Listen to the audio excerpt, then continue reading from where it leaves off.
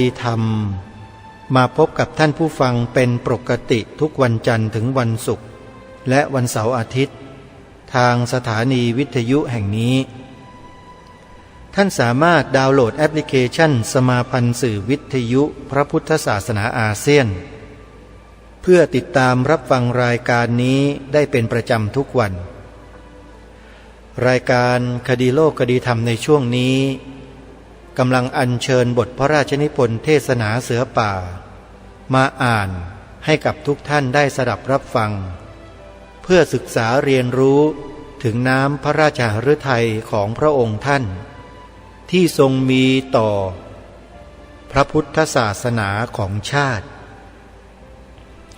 พระพุทธศาสนาเป็นของสำหรับชาติซึ่งเป็นกระแสพระราชดำรัสยืนยันของพระองค์ท่านในบทพระราชนิพนธ์เทศนาเสือป่าในกันที่7ชัดเจนในที่นี้หมายถึงประเทศไทยของเรานี้มีพระพุทธศาสนาเป็นศาสนาประจำชาติใครก็ตามที่พูดย้อนแย้งกับกระแสพระราชดำรัสของพระองค์ท่านคนคนนั้นแปลว่ามีแนวความคิดที่ตรงกันข้ามกับพระองค์ท่านและตรงกันข้ามกับพระสงฆ์นิกรของพระองค์ท่านกล่าวคือประชาชนคนไทยเกือบทั้งแผ่นดินเพราะฉะนั้นพวกเราจะมัวรีรออะไรกันอยู่เล่าทำไมไม่ดำเนินรอยตามเบื้องพระยุคลบาทของพระองค์ท่านให้พร้อมเพรียงกันให้เกิดเป็นพลังแห่งความรักความสามัคคีในหมู่คนไทยด้วยกันโดยมีพระองค์ท่านเป็นจุดศูนย์รวมจิตใจของเราเหมือนดังแต่ก่อนทุกวันนี้เราเริ่มมองเห็น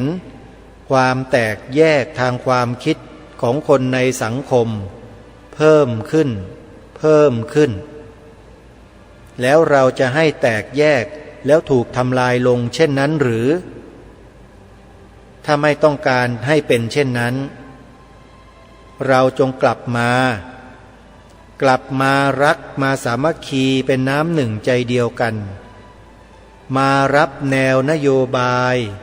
จากพระโอษฐ์ของพระองค์ท่านจากบทพระราชนิพนธ์เทศนาเสือป่านี้ด้วยกันรับรองได้ว่าถ้าเราพากันเดินให้ถูกทางเช่นนี้แล้วเนี่ยจะไม่มีใครสามารถมาทำลายพวกเราประเทศของเราศาสนาของชาติเราให้ล่มสลายหายไปจากผืนแผ่นดินนี้ได้อย่างแน่นอนทำไม่ได้แต่ถ้าพวกเราแตกแยกกันทะเลาะเบาะแว้งกันไม่เป็นน้ำหนึ่งใจเดียวกันไม่รักกันไม่สามัคคีกันวันนั้นแหละจะรู้ว่าความล่มสลายความตายแห่งพระพุทธศาสนาก็จะเกิดขึ้นบนผืนแผ่นดินนี้อย่างชัดเจนเหมือนอย่างพื้นที่3 จังหวัดชายแดนภาคใต้เราต้องการให้เป็นเช่นนั้นไหมถ้าต้องการให้เป็นเช่นนั้นเราก็อยู่กันนิ่งๆอยู่กันเฉยๆไม่ต้องพูดไม่ต้องทำไม่ต้องคิดอะไรตามพระองค์ท่านไม่ต้องเชื่อพระองค์ท่านไม่ต้องดำเนินรอยตามพระองค์ท่านแล้วท่านก็คอยดูความล่มสลายของชาติบ้านเมืองในอนาคตได้เลยแต่ถ้าหากไม่ต้องการให้เป็นเช่นนั้นจงมาร่วมกันทำหน้าที่ง่ายๆเลยมาดำเนินตามรอยเบื้องพระยุคลบาทของพระองค์ท่านด้วยการฟังด้วยการศึกษาเรียนรู้บทพระราชนิพนธ์เท เทศนาเสือป่าซึ่งวันนี้จะนำเสนอทุกท่านในกันที่10ซึ่งพระองค์ท่านพระราชทานนามกันนี้ว่าการอุปสมบทเดี๋ยวเราไปติดตามรับฟังพร้อมๆกันในกันดังกล่าวเพื่อให้พวกเราได้ทราบได้รู้ถึงการอุปสมบทที่ถูกต้องแท้จริงนั้นเป็นอย่างไรไปติดตามรับฟังพร้อมๆกันได้ณบัดนี้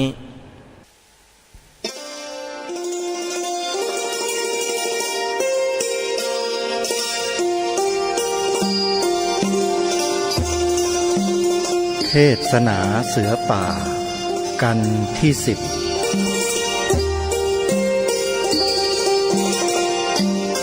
การอุปสมบททรงแสดงณวันที่30สิงหาคมพระพุทธศักราช2457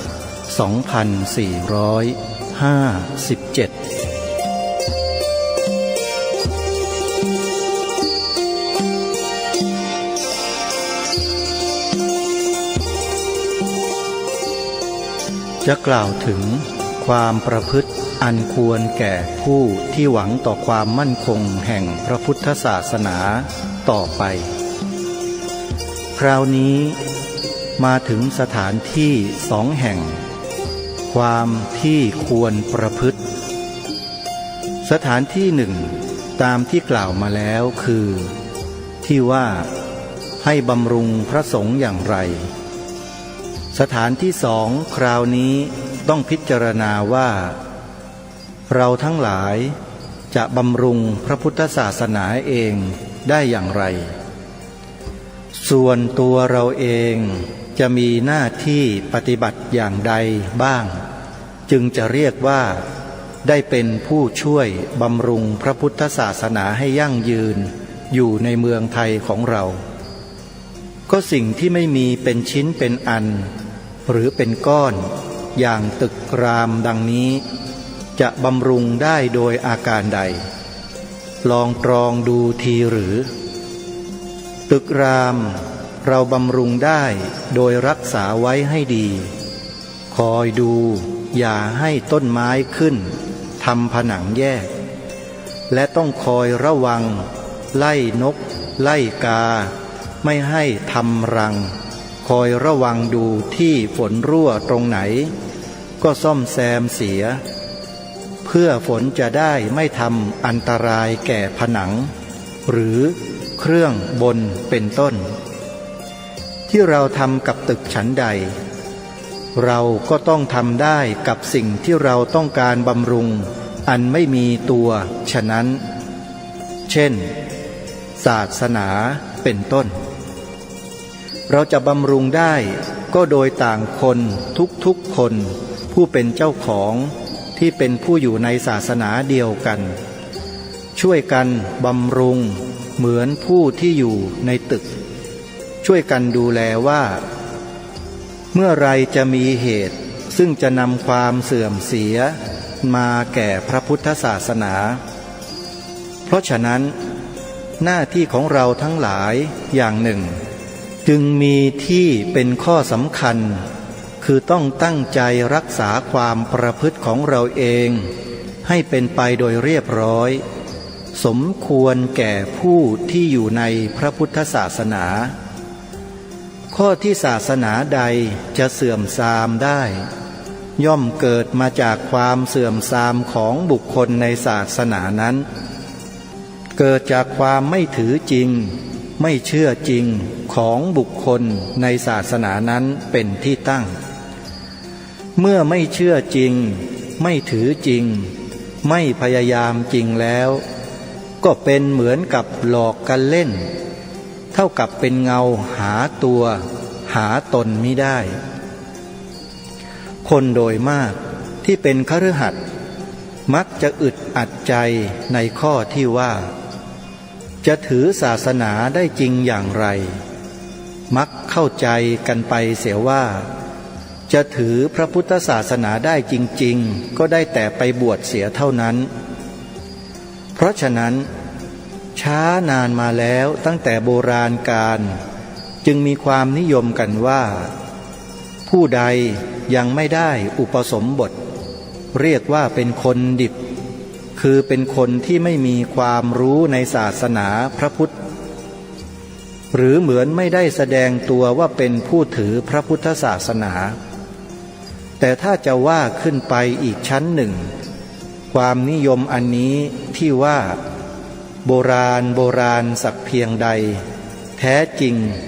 เมื่อครั้งพุทธกาลปรากฏแน่นอนว่าถึงผู้ที่ไม่ได้บวชพระพุทธองค์ก็ทรงนับถือเป็นอุบาสกได้และใช่แต่เท่านั้นผู้ที่ยังไม่ได้บวชแต่ประพฤติดีประพฤติชอบก็สำเร็จเป็นโสดาบันได้เป็นอริยบุคคลได้ไม่ใช่เฉพาะแต่ผู้ที่บวชเป็นพระแม้ที่เป็นผู้หญิงก็อาจเป็นอริยบุคคลและสำเร็จเป็นโสดาบันได้เหมือนกันเพราะฉะนั้นจึงแลเห็นได้ว่าในชั้นต้นการบวชไม่ใช่การจำเป็นเสียแล้วความจำเป็นคือใจต้องถือจริงเลื่อมใสจริงและเห็นจริงในคำสั่งสอนของพระศาสดาของเรานั่นแหละนับว่าเป็นผู้ที่ถือจริงแท้ต่อมาไทยเราได้ศาสนามาจากเมืองลังกาความนิยมพวกลังกามีหลายสถานซึ่งตกมาเป็นมรดกของเราสรรพสิ่งทั้งปวงซึ่งเป็นไปเพื่อความแคบของพระศาสนาเลยเป็นมรดกที่เราได้มาจากลังกาทั้งนั้นประการหนึ่งเช่นข้อที่ว่าคนเราถึงอายุครบ21 ปีแล้วต้องบวชถ้าไม่บวชเป็นคนดิบนี้นับว่าเป็นความคิดแคบอย่างที่สุด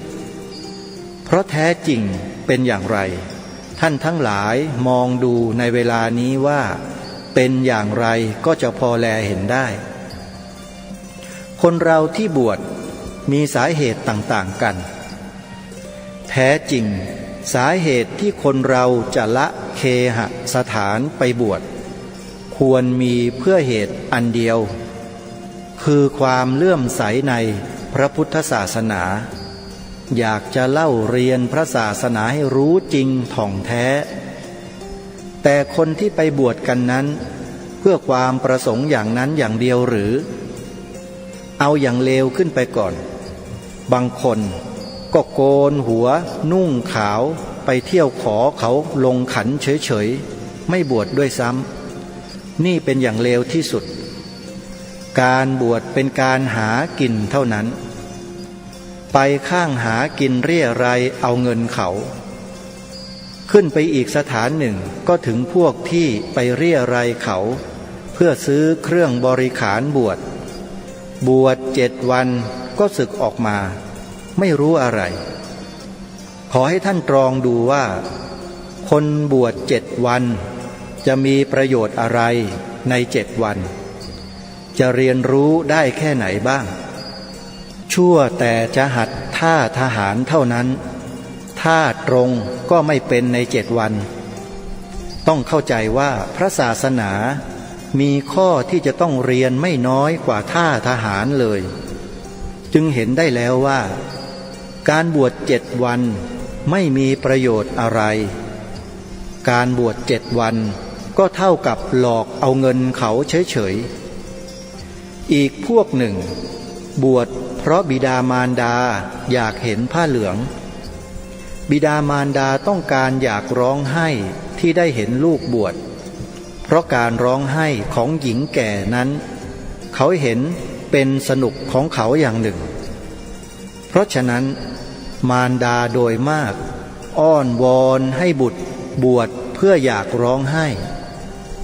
ตกลงการบวชไม่ได้รับผลประโยชน์อะไรเพราะตัวเองไม่อยากบวชหากว่ามารดาอ้อนวอนเสียไม่ได้ก็ต้องบวชพวกเหล่านี้ไม่มีประโยชน์เหมือนกันคราวนี้มาอีกจำพวกหนึ่งคือพวกที่นึกว่าเวลานี้ ขัดสนลำบากใจในทางหนึ่งทางใดและไม่สะดวกเช่นทำราชการไม่ขึ้นหาเงินทางค้าขายไม่สะดวกหรืออย่างไรอย่างหนึ่งก็ตามแล้วแต่ฐานะของบุคคลนั้นจึงไปบวชเสียเพื่อตัดหรือละรุงรังแล้วจะได้เริ่มใหม่พวกนี้ไม่ทำประโยชน์ให้แก่ตัวเองในทางศาสนาทำประโยชน์ให้ตัวเองในทางโลกอย่างเดียวเพราะฉะนั้น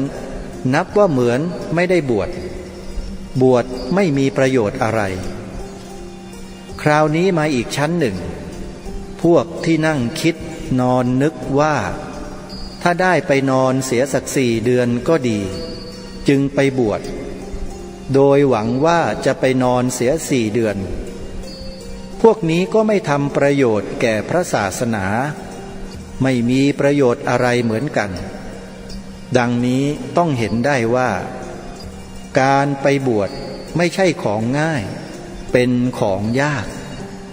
ถ้าตั้งใจจริงๆแล้วไม่ใช่สักแต่เอาผ้าเหลืองคลุมตัวแล้วเป็นพระไม่ได้เหมือนอย่างเอาเสื้อแบบทหารแต่งตัวแล้วว่าเป็นทหารก็ไม่ได้เพราะเมื่อยังไม่ได้ฝึกหัดจะเรียกตัวเองว่าเป็นทหารไม่ได้ฉันใดเอาผ้าเหลืองคลุมตัวแล้วเรียกตัวว่าพระสงฆ์ก็เหลวไหลเท่ากันเพราะฉะนั้นการบวชถ้าจะให้เป็นประโยชน์ต้องทำจริงถ้าเราไม่มีเวลาจะบวชจริงไม่บวชดีกว่าข้าพเจ้าเป็นผู้ที่ได้บวชแล้วเพราะฉะนั้นพูดได้ว่าเมื่อข้าพเจ้าไปบวชนั้นโดยความเลื่อมใสแท้จริงเชื่อจริงและหวังต่อประโยชน์ความรู้ของตัวเองอยากจะให้มั่นคงในความรู้ทางพระศาสนาจึงไปบวชและถ้าหากไม่มีข้อจำกัดอย่างนั้นแล้วข้าพเจ้าคงบวชอยู่นานกว่าที่บวชแต่อย่างนั้นก็ยังอยู่นานกว่าคนธรรมดาอยู่แล้วเพราะต้องการอยากรู้จริงเห็นจริงที่ข้าพเจ้าพูดเช่นนี้บางทีจะเข้าใจไปเสียว่าการบวชไม่เป็นการที่ข้าพเจ้าเห็นด้วยที่แท้ไม่ใช่เช่นนั้นการที่คนหนุ่มจะเข้าไปบวชมีประโยชน์อยู่บ้างคืออย่างน้อยที่สุดผู้ที่มีอายุสมควรบวชได้คือผู้ที่มีอายุ20 ปีเต็มบริบูรณ์ย่างเข้า21เป็นเวลาที่เราทั้งหลายขนองมากก็ถ้าไปบวชเหมือนลงเครื่องห้ามล้อเสียทีก็เดินช้าเข้าหน่อยถ้าปล่อยตัวให้มากนักเป็นเหตุเสียหายได้มากถ้าไปบวชในเวลาอายุครบเช่นนั้น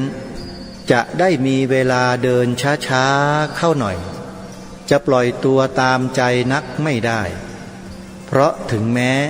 จะไม่ได้ตั้งใจเรียนในทางพระศาสนาก็ยังต้องอายแก่บาปจะไปเที่ยวหกเขมรกลางถนนและอะไรอย่างอื่นก็อายเขาเพราะฉะนั้นจะว่าไม่ดีก็ไม่ได้นับว่าเป็นประโยชน์ได้ชั้นหนึ่งแต่ถ้าจะให้ดีที่สุดแล้วต้องพยายามเรียนด้วยตามโบราณท่านก็ว่าคนนั้นได้บวชเรียนแล้วบวชกับเรียนต้องอยู่ด้วยกันเสมอบวชเฉยๆเขาเรียกว่าบวชเป็นเถรถ้าบวชพระต้องแปลว่าได้เรียนแล้วหรือแปลว่าต้องบวชเป็นพระจริงๆเรียนจริงๆข้อนี้ที่ในโบราณสมัยเขาเข้าใจเรามาลืมเผลอไปเสียเองไปนึกว่าพูดควบกันว่าบวชเรียนเท่านั้นเราควรจะตั้งใจให้เป็นได้จริงถ้ามีเวลาจะบวชได้แล้วต้องมีเวลาเรียนด้วยถ้าไม่มีเวลาเรียนด้วยแล้ว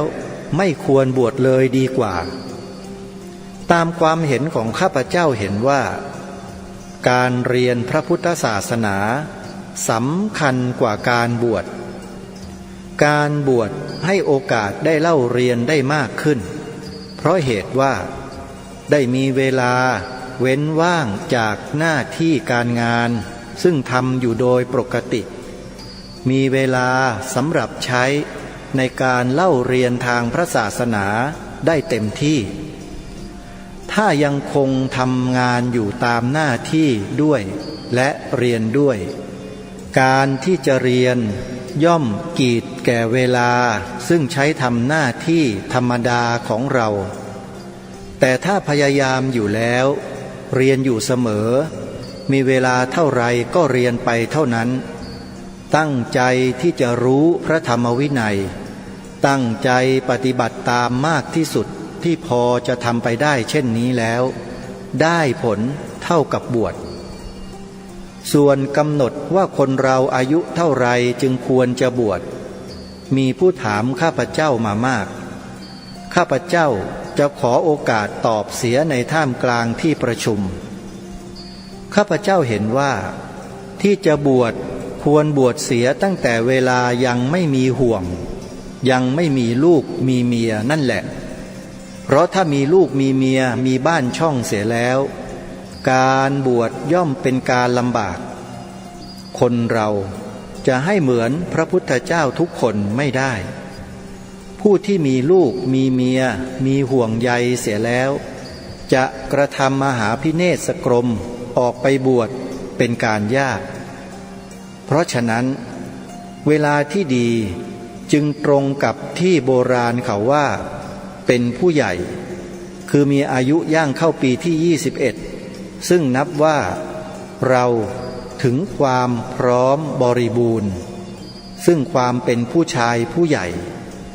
ในเวลานั้นเป็นเวลาเหมาะที่สุดถ้าค้างไว้จนมีอายุมากเสียแล้ว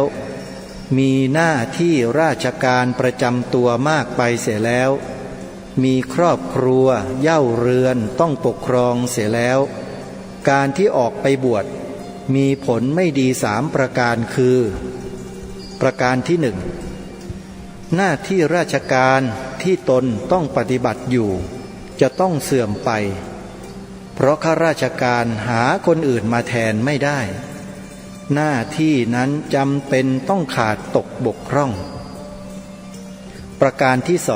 2ถึงโดยเราจะหักอกหักใจเพื่อพิเนศกรมไปจากบ้านเราได้จริงๆบ้านนั้นยังไม่สูญเมียเราก็ยังอยู่ลูกเราก็ยังอยู่เมียเรา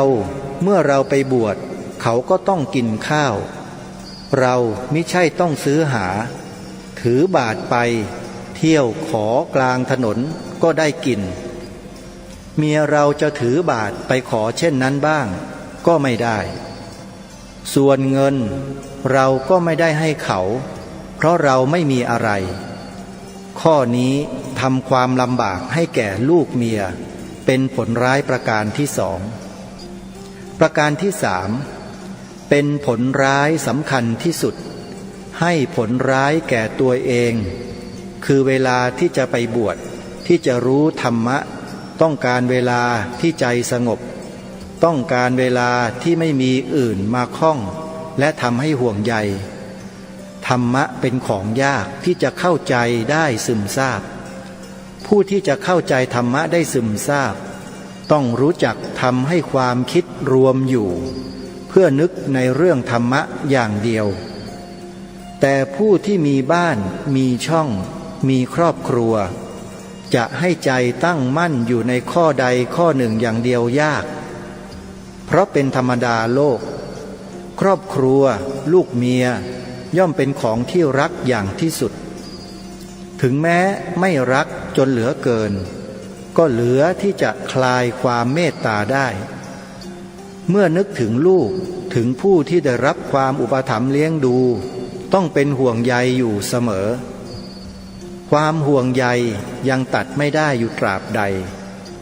การที่จะทำใจให้แน่แน่วเพื่อประโยชน์เรียนธรรมะนั้นคงเป็นไปไม่ได้ข้อนี้เป็นข้อเสียประการที่3โดยเหตุฉะนี้ เมื่อแลเห็นผลเสียถึง3 ประการแล้วข้าพเจ้าจึงยืนยันว่าผู้ที่ละเคหสถานลูกเมียครอบครัวออกไปบวชในเวลาอายุมากนั้นจะได้รับผลดีอย่างไรน้อยเต็มทีเพราะฉะนั้นต้องสรุปว่าหน้าที่ของเราผู้ถือพระพุทธศาสนาถ้าอายุเรายังน้อยคือพอสมควรที่จะบวชได้เมื่ออายุ20 ปีเต็มล่วงแล้วและยังไม่ได้มีห่วงใยพอจะละไปได้ควรบวชในเวลานั้นแต่ถ้าบวชแล้วไม่ควรจะมุ่งว่าบวชเพื่อพักราชการหรือบวชเพื่อพักการงานการบวชต้องมุ่งจะไปเรียนต้องมุ่งว่าเป็นส่วนหนึ่งแห่งงานที่เราทำเป็นส่วนหนึ่งแห่งการเล่าเรียนเพื่อประโยชน์ของตัวเราและได้เป็นคนไทยที่ควรเป็นข้าราชการควรถือเหมือนไปเข้าโรงเรียนเสียอีกพักหนึ่งเพียง4 เดือนถ้าสำนักไหนปล่อยให้นวกะบวชอยู่แล้วไม่เล่าเรียนต้องนับว่าเป็นสำนักไม่ดีเข้าในส่วนที่เรียกว่าสำนักไม่ควรบำรุงอย่างที่ข้าพเจ้าได้กล่าวมาในกันก่อนสำนักที่ดีไม่ว่าธรรมยุทธหรือมหานิกายท่านผู้ปกครองย่อมจะได้จัดการให้มีนวกะได้เล่าเรียนตามสมควรแก่คุณานุรูปส่วนผู้ที่มีอายุมากแล้วและมีเย่าเรือนครอบครัวเสียแล้วถ้าศรัทธาแท้จริงจะบวชก็ไม่ใช่หน้าที่ของข้าพเจ้าที่จะห้ามแต่ถ้าจะถามความเห็นข้าพเจ้าแล้วข้าพเจ้าจะแสดงความเห็นว่า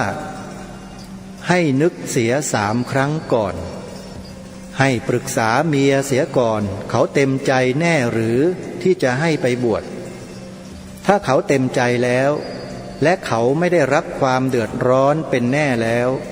และตนเองต้องทำใจแน่ว่าในเวลานั้นตัวท่านจะต้องนึกเหมือนหนึ่งเป็นคนโสดไม่มีลูกเมียเช่นนี้จึงจะควรบวชถ้าเมียเขาขัดข้องก็ดีหรือใจท่านยังไม่มั่นว่าจะทำใจให้เป็นคนโสดได้จริงแล้วข้าพเจ้าแนะนำว่าอย่าบวชดีกว่าเรียนเอาเถอะการจะเรียนพอเรียนได้ทางที่จะเรียนมีผู้ที่รู้และเต็มใจที่จะสอนก็มีสำคัญที่ใจของท่านทั้งหลายเองจะอยากเรียนหรือไม่เท่านั้นคราวนี้จะต้องกล่าวถึงการบวชโดยเมื่อครบอายุแล้วบวชซึ่งข้าพเจ้าเรียกบวชจิ้มบวชเข้าไปจิ้มเฉยๆมีข้อเสียอย่างหนึ่งซึ่งอยากจะเอาไว้ข้างท้ายเพราะเป็นข้อที่จักกะจี้อยู่หน่อยคนโดยมากที่บวชเมื่ออายุครบบริบูรณ์พอดีและบวชเพื่อความยินดีของบิดามารดาเป็นต้นโดยมากไม่ได้รับผลอะไรของการบวชเพราะเหตุใดคนบวชนึกขอให้แล้วไปเสียทีเท่านั้นกลัวเขาถามว่าบวชแล้วหรือยังบวชเสียให้เสร็จแล้วสึกออกมาแม้จะถามว่าพระพุทธคืออะไรก็บอกไม่ถูกท่านที่ฟังอยู่ที่นี้เป็นหลายคนนึกว่าบวชแล้วพ้นหน้าที่แล้วพอแล้วใครจะมาว่าเราไม่ใช่ถือพระพุทธศาสนาแม้ธรรมะที่ดีของพระพุทธเจ้าก็ไม่เข้าใจชั่วแต่ว่าบวชพอแล้วไม่จำเป็นต้องทำอะไรอีก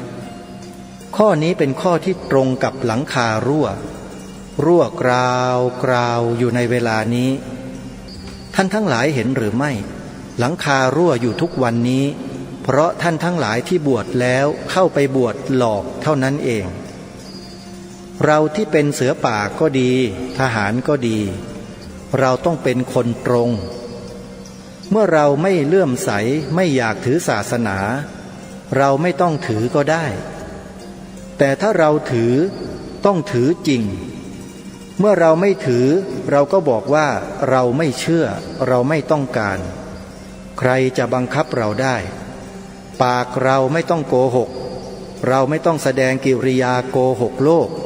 เอาผ้าเหลืองห่มเพื่อแสดงว่าถือศาสนาแล้วแต่ใจจริงหาได้ถือไม่เราทั้งหลายที่เป็นเสือป่าเป็นทหารเครื่องเสือป่าเครื่องทหารของเราเป็นเกียรติยศแก่เราพอแล้วถ้าเราแต่งเครื่องทหารแต่งเครื่องเสือป่าเราไม่จำเป็นต้องเอาผ้าเหลืองมานุ่งสำหรับหลอกคนถ้าเราแต่งเสือป่าหรือแต่งทหารอยู่แล้วเหมือนเราประกาศแล้วว่าเราเป็นคนไทยตามที่ข้าพเจ้าได้กล่าวมาแต่แรกแล้วคนไทยจะถือศาสนาอื่นลำบากเพราะฉะนั้นที่แต่งตัวอย่างนี้ก็ประกาศเป็นคนไทยอยู่แล้วอย่างนี้เหมือนแสดงให้ปรากฏอยู่แล้วว่าถือพระพุทธศาสนาก็เมื่อเราจะบวชก็ตามหรือไม่บวชก็ตามก็ถือพระพุทธศาสนา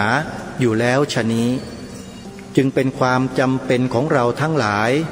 ต้องพยายามที่จะเรียนให้ตนเองรู้ว่าศาสนาที่เราถือนั้นคืออะไรถ้าเราไม่พยายามรู้ศาสนาของเราก็เหมือนกับเราหลอกโลกอยู่เสมอถึงแม้เราจะบวชก็ตามไม่บวชก็ตามไม่พ้นจากความติเตียนว่าเป็นคนที่ลวงโลกชาติที่กอบด้วยอารยธรรมในเวลานี้ชาติไหนที่ไม่มีศาสนาไม่มีแล้วในโลกต้องมีศาสนาใดศาสนาหนึ่งแน่นอนเวลานี้ทั้งโลกเขาพูดเขานิยมว่าชาติไทยเป็นชาติที่ถือพระพุทธศาสนาที่พระพุทธศาสนายั่งยืนอยู่ได้เพราะมีเมืองไทยเป็นเหมือนป้อมใหญ่ในแนวรบตามที่ข้าพเจ้าได้กล่าวมาครั้งหนึ่งแล้วก็แปลว่าโลกนิยมแล้วและเขาเชื่อกันเสียหมดว่าเราถือพระพุทธศาสนาเพราะฉะนั้นเหมือนเราถูกโลกบังคับให้ถือพระพุทธศาสนาเหมือนกันการที่เราไปบวชจิ้มแล้วบอกว่าฉันถือแล้วต่อไปฉันไม่ต้องทำอะไรอีกดังนี้ไม่ใช่จะลวงโลกไปได้นานสักปานใดในไม่ช้าเขาก็จับได้ว่าความประพฤติไม่สมกับที่ถือพระพุทธศาสนาใจก็ไม่สมกับหนทางที่พระศาสดาของเราทรงสั่งสอนซึ่งเราเชื่อว่าเป็นทางที่ดีที่สุดถ้าเมื่อความประพฤติไม่สมกับผู้ที่ถือพระพุทธศาสนาเช่นนี้แล้วย่อมทำให้โลกเขาดูหมิ่นเราทั้งหมดไม่ใช่ว่าข้าพเจ้าคนเดียวจะเป็นผู้อายท่านทั้งหลายที่นั่งอยู่ในที่นี้ทุกคนต้องรับความอายเท่ากับข้าพเจ้าข้าพเจ้าก็คนไทยคนหนึ่งท่านก็คนไทยด้วยกันทั้งนั้นต้องรับความอายด้วยกันเช่นนี้แล้วจำเป็นต้องมีมานะการที่บวชนั้นถ้ามีเวลาและใจมั่นคงอยู่อยากจะบวชแล้วข้าพเจ้าอนุโมทนาบวชเถิดถ้าไม่มีเวลาและใจรู้สึกว่าจะบวชจริงไม่ได้แล้วอย่าบวชลวงโลกเลยข้าพเจ้าขอเสียทีข้อนี้เป็นข้อที่ได้นึกมานานแล้วอยากจะพูดกับท่านทั้งหลายให้เป็นที่เข้าใจเสียทีหวังใจว่าท่านทั้งหลายได้ฟังคำเช่นนี้แล้วการที่ข้าพเจ้าได้รับถามปัญหาหลายครั้งว่าข้าพเจ้าเห็นว่าควรจะบวชหรือไม่นั้นพอจะเบาบางลงสักหน่อยเพราะที่มานั่งในที่นี้มีมากด้วยกันหวังใจว่าได้ตอบในที่ประชุมนี้ครั้งหนึ่งแล้วคงจะเป็นการแพร่หลายไปได้ถึงผู้อื่นอีกไม่มากก็น้อยขอให้ท่านทั้งหลายจำไว้ตั้งใจให้ดีความตั้งใจเป็นของสำคัญกว่าอย่างอื่นหมดทั้งนั้นนี้เป็นคำเตือนของข้าพเจ้าในวันนี้ในวันหน้าต่อไปคงจะได้ขยายข้อความอันเป็นธรรมะของพระพุทธเจ้าตามที่เราทั้งหลายควรจะรู้สึกและควรเชื่อถืออย่างไรต่อไป